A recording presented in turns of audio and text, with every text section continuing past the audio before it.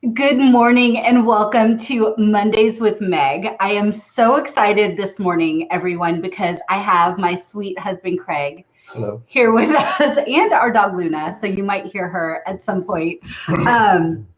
Anyway, so Craig and we've been married for 14 years. Yes. Together for 16 Yes. years. Oh my goodness. And let's see, it's our second marriage for the both of us. We have 5 kids that we have, I think, pretty successfully raised to adulthood. Yes. They're all big adults. They're all from Craig's first marriage. And so we know all the crazy, like family dynamics, all that kind of stuff, all the blended family fun. And Craig is also a success coach for men. So I think that's also a fun reason to have him on with me. So he's your coach, Craig. Very cute, right? And then, Craig, why don't you go ahead and give us a little of your professional background? Well, sure, of course. For the last, 23 years, I've been in leadership roles with various different companies across the nation. Currently, I'm a senior vice president for a venture capital firm, and I have 13 people reporting directly to me that I help mentor and coach on a daily basis to reach their goals, as well as previously I've been a C-suite executive for a national mortgage company and many other roles throughout the sales world, primarily around sales. So that's how I became an expert in setting and achieving goals. Although I've helped people, I view my role in leadership to be more than just helping people professionally, but I also try to tie their personal goals to what they want to achieve and how their role with our company can help them achieve what they want to achieve in life. I love it. You're a coach. I am coach. That's what I do.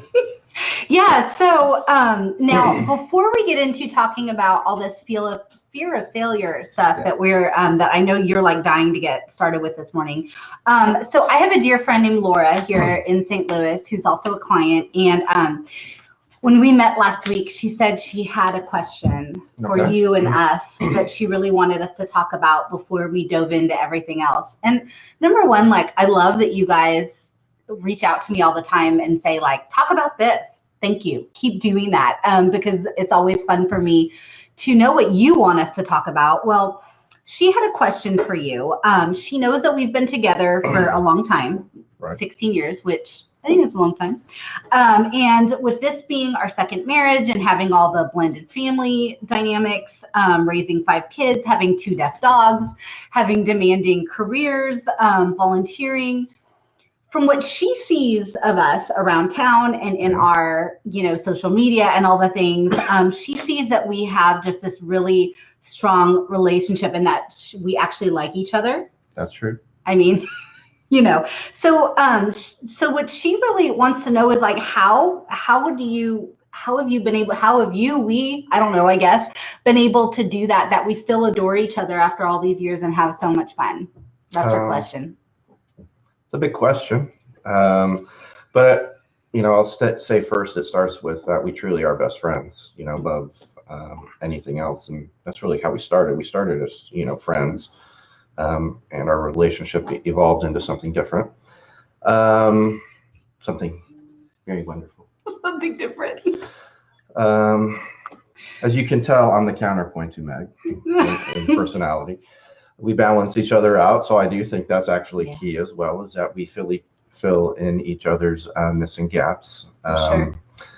But I say at the heart of it is, I put Megan ahead of myself. I put her needs, and I try to think in terms of what would Megan want, what would Megan want to do.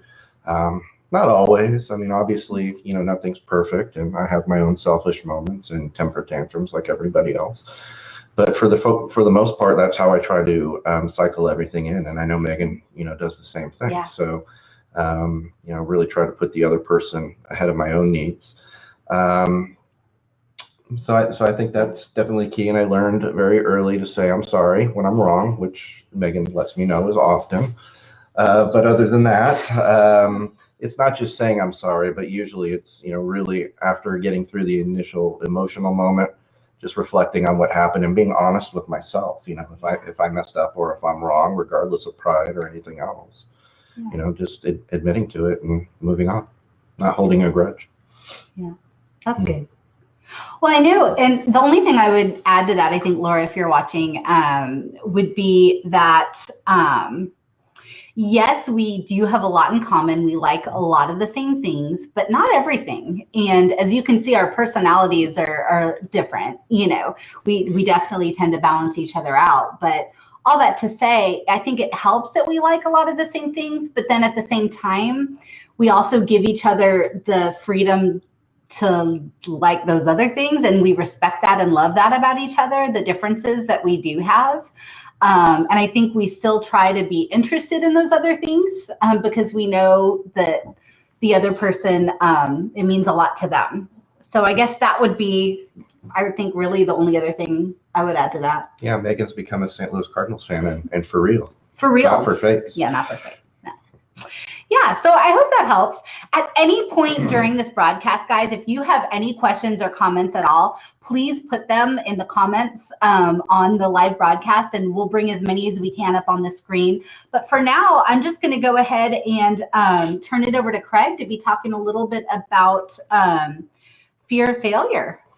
So I think a good place to start is, Jason's comment in terms of, failure is defined in so many different ways, just like success. And really that's what it comes down to, is defining for you what success or failure means. And, I don't know that I necessarily believe in failure per se. There's a book that I read years ago by Brian Tracy called Failing Forward. Yeah. To where every single situation to where you've failed, you've actually learned something and you've grown in the process. So it can help move you along in your life, maybe even closer to your goal, or maybe to a new goal, that may end up moving forward. So to answer your question, Jason, to me, you define your own personal failures, your own personal successes. Conventionally, most people think of failure as I didn't get what I wanted. Or it didn't happen the way that I wanted it to happen. So, from that conventional definition, I'll try to work from that conventional definition. But really what I found just in my years of working with hundreds and hundreds of different people in the professional world, most people that I have found don't achieve their own personal goals due to fear of failure. It's rarely a talent issue, in my opinion, because I found there's many different ways to overcome any talent gaps. There's training, there's persistence, there's just overall hard work. But I do think that ultimately your goals need to be aligned with your values and what you're passionate about in order to help you succeed. If you're really achieving something from a perspective of the world wants me to achieve this, or maybe somebody in my life wants me to achieve this, you're going to be starting at a disadvantage anyway, because it's not what you really want. So number one, you need to make sure that your goal that you've defined is personal and compelling to you, that you really have a burning, passionate desire to achieve that goal. Otherwise, it's going to be really a challenge. And quite frankly, I don't understand why you would pursue a goal that you don't have a burning, passionate desire for, but people do it all the time. Yeah. Usually that's a whole other episode. That is a whole other episode, and usually it's just from a lack of self-knowledge about what it is that you really want to achieve. So that's the first starting point, is finding something that you want to achieve, and that actually has a meaning to you, to where you can leverage your own personal desire, your pain and the pleasure principle, in order to get to where it is that you want. But most people don't set goals, in my opinion, just because they're afraid they want to achieve them. They don't want to disappoint themselves. They don't want to disappoint others. It certainly can become an ego blow if you let it, to not achieve something that you had set out to do. One of the things that, just from talking to people over the years about their goals, that I had a revelation about maybe about 10 years ago, is that sometimes people don't achieve what they want to achieve, so they don't give it all that they have. Because they're holding something back in reserve so that they can rationalize as an ego protection mechanism. My background's in psychology too, just so everybody knows. An ego protection mechanism to at least tell themselves and have their own self-script. You know what? I didn't really want that anyway. You know what? I really didn't give it everything I had, so it's not that big a deal. So I found that all the time, that people that I've worked with would give less than 100%. And then when they didn't achieve their own thing that they wanted to achieve, they just quickly moved on, threw up an ego protection mechanism, blamed external influences for the reason why they failed, from their own perspective and definition. Right, for sure. Could you maybe give us an example, whether from your own life or just like a life that you've known, of someone failing forward that you were talking about earlier? Well, I'll say myself. While most people would conventionally say that I've had a successful career and we've got a great life, and that's all true, there have been certain points to where through truly external reasons, whether it's economic, companies closing down, we've lost everything. And we've been blessed enough to get off the ground, and I think be in an even better place than where we're at right now. I'd say in the 2007 economic collapse, we were living in Southern California, and our income went from a certain level down to about less than half of what it was, and basically lost everything. Lost our house, lost a lot of different things. Had to move from Southern California to Nashville, Tennessee. But what I will find is that what we found in Nashville, Tennessee, was more peace.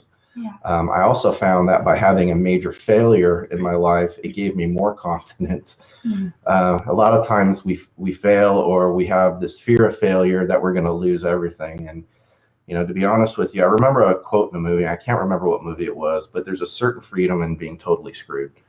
For sure. Because things can't get any worse. So from that perspective, we just kind of put our heads down, reset some new goals, and move forward. And quite frankly, we're in a much better place than I think we ever would have been if that collapse hadn't happened, in 2007. Sure. So, everything worked out, but it's because we didn't give up. We just looked around, we found, all right, well, what's the next path we need to take? And here we are. Well, and I think it's also that we were both moving towards the same goal when that's happened. Like, because I know it can be a struggle, especially with a lot of my clients. We talk about, where maybe both of them, we're cute. Thank you. You're cute too. Sorry. Okay, that's awkward in the middle of the conversation. But what was I saying? Oh my gosh. We're moving towards the same goal. Oh yeah. So a lot of the clients I work with, they struggle with maybe their partner, their spouse, whatever, their significant other, their goals aren't aligned with where they want to be. So do you have any advice or suggestions for how to really navigate that? Well, first it needs to be an open and honest communication. Probably makes sense if you're experiencing something along those lines to have a goal setting meeting. To where you both outline what you want to achieve, whether it's professional, whether it's family, whether it's vacation, whatever it is, maybe that you want to do, and sit down and make your lists and try to combine them. And obviously compromise comes into play. And, for us, I think it's easier because we're both willing to compromise and put the needs of the other, ahead of our own. But sometimes you need to have your own personal goals too that are outside of the identity of your spouse or significant other. So it's okay to want to achieve some things that you want to achieve as well. but it can be challenging if you don't have support around you. Yeah, for So sure. the other thing I'll tell you is that if you don't have the right support system around you, you've got very little chance of succeeding, whether that's friends, family. I have found in life, another cliche out there is birds of a feather flock together. And I've also found that, if you're around negative people who want to drag you down, a lot of people think that, well, they're the positive one. They're the one that's going to pull everybody up with them. I've rarely seen somebody be able to pull a negative person up. What almost always invariably happens is a negative person drags a positive person down, and we've got two negatives. So gotta have the right people around you. Absolutely. That's so important. I mean, I have seen where, people around you will kind of rise to the occasion, but you have to be so secure in what you're doing for that to be the case. And sometimes in the beginning, that takes some time. So sometimes what you need is to kind of do a purge and get yourself to a certain point where you want to be before you then reintroduce some other people back in to be able to elevate them if that's really what you feel led to at the time. I'll also say be very careful about, at least initially, what you share in social media. Yeah. Because while obviously social media can be a positive, which Megan keeps continuing to tell me, social media and the people that you expose yourself to, they're obviously not really your friends on social media. That's not what really happens there, just so everybody knows. Mine. Well, of course, but you're actually, the unicorn in the room. That's actually different than everybody else. So we can't filter everything through your paradigm. I'll fine. Because that's actually true. She is friends with like everybody that she's ever met. It's the craziest thing I've ever seen.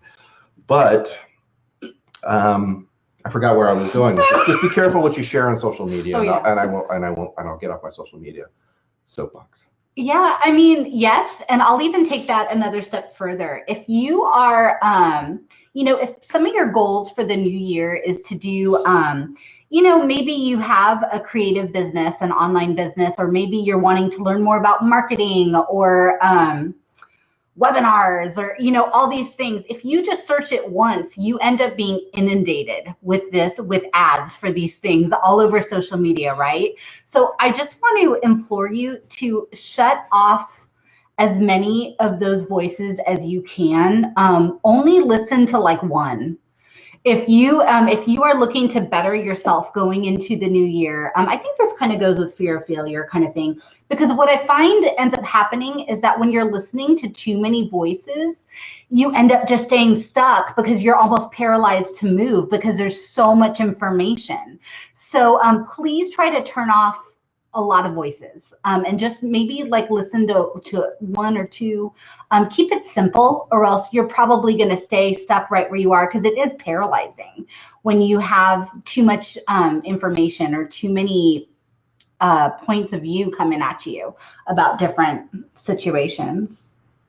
Okay, so Rihanna has a question. Thanks, Craig. That would be so helpful. You need to be with me every week. Oh my goodness. Okay, so Rihanna's question, any tips for pushing through when it feels like you're going to fail or the inner voice won't shut up about failing? Most times her standard response is just to give up. That is a great question, Rihanna. So I'll say first, it kind of has to go back to knowing why you want to achieve what you want to achieve. I talk a lot about leveraging pain or pleasure. So you have to be able to associate enough pain or pleasure to that goal to where you do get to that point, if you do get to that point, that you're able to push through it. So for example, what I tell the people that I coach to do is, all right, list down your goals. All right, list down what happens if you achieve that goal. All right, what happens if you don't achieve that goal? And to tie it to as much of an emotional reaction to you so that you can create enough pain or enough pleasure in your mind about hitting or not hitting that goal, that it drives you through that point of, really it's fear that you're speaking about, that inner voice that's telling you you're not going to do it. And then again, it's an example of what I talked about earlier about, well, you know what, if I just give up, I really haven't failed per se. I just decided I was going to go in a different direction. So it's ego protection, which is very, very common, and everybody goes through it. So if you've tied enough pain to not achieving that goal and you focus on the true reason why you're achieving it, let's say, for example, let's just use a very simple goal. You want to make X amount of money, all right? If I achieve that goal, I can, send my my daughter to ballet school. I can send my son to soccer camp. We can do a vacation to Australia, whatever that may be.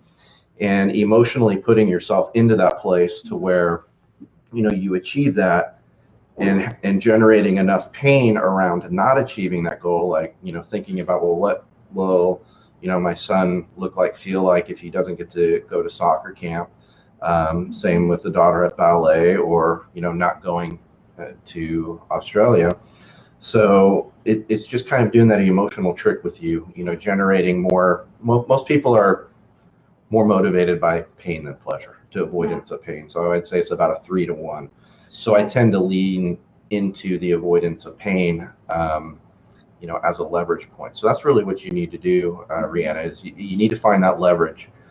And again, make sure it's a goal you truly want to achieve and that you have a burning, passionate desire for. If that's the case, that can, in and of itself, help push you through.